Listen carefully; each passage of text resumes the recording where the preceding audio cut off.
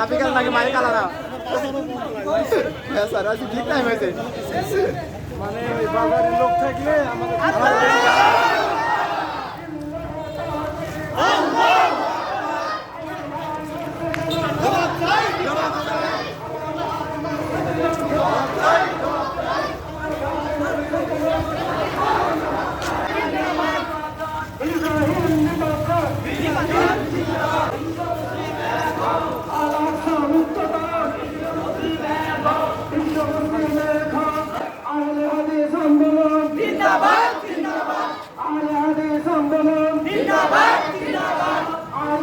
যুব সংঘ জিন্দাবাদ জিন্দাবাদ আমার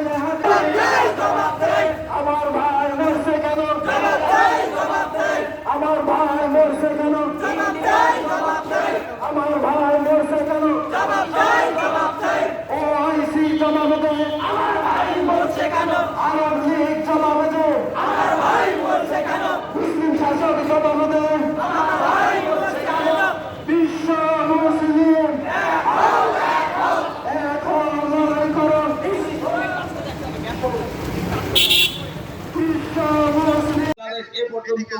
প্রায় 20 কোটি টাকার মালামাল খাদ্যবস্তু সেখানে পাঠিয়ে দিচ্ছে, সেটা অব্যাহত আছে।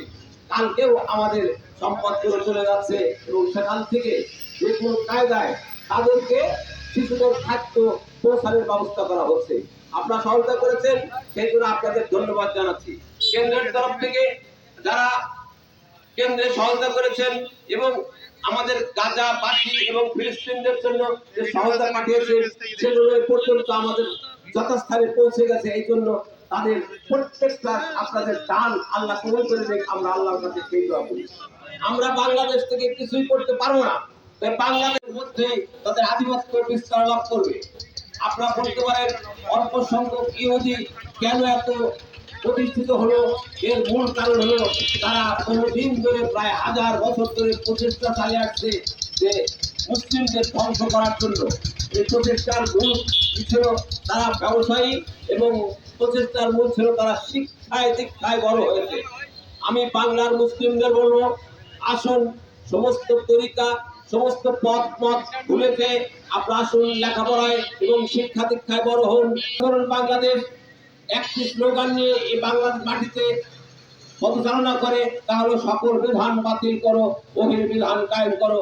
আমাদের দেশে মুক্তির জন্য একটি পথ হবে, সেটা হলো দাওয়াত ও জিহাদ। আমরা যেন দাওয়াত ও জিহাদের মাধ্যমে জিহাদি পরিকল্পনা নিয়ে গোটা বিশ্বে